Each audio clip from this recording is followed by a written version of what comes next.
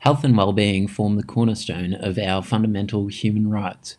The World Health Organization estimates that 45% of the disease burden for impoverished nations are nearly all treatable or preventable, with pneumonia, diarrhea, and malaria accounting for one-third of all deaths for children under 5. Education-based initiatives have been implemented in an attempt to better the lives of these citizens. However, they tend to be fundamentally outdated. With externalized knowledge and assumption of superiority of powers, the culture and tradition of the communities involved are not given the respect they deserve.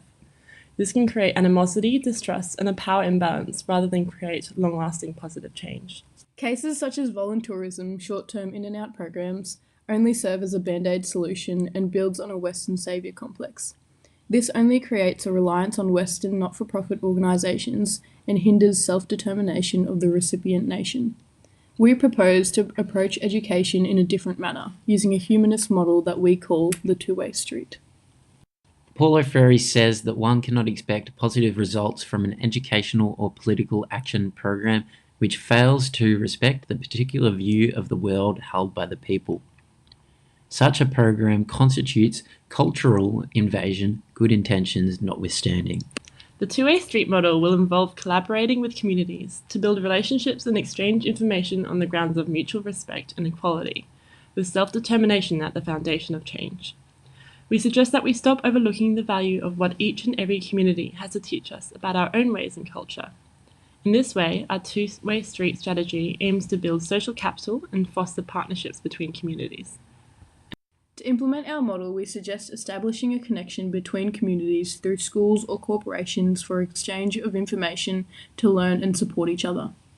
Say a school from Melbourne implemented the two-way approach. We would connect them with, say, a school in rural Kenya, and then this relationship would be built through sharing of resources and lifestyles to help improve themselves and gain an understanding of a different culture.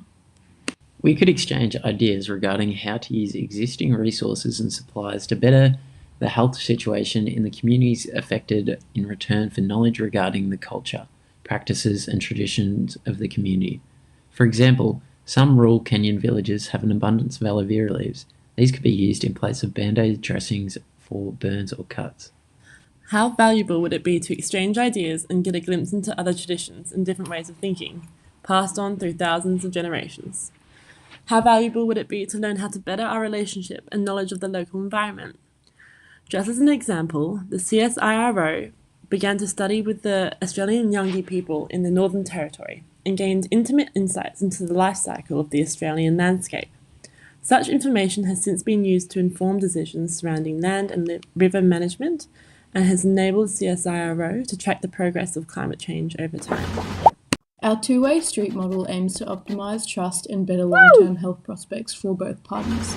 It enables us to increase social capital and scientific knowledge whilst managing preventable disease burdens in the poorest places of our global communities.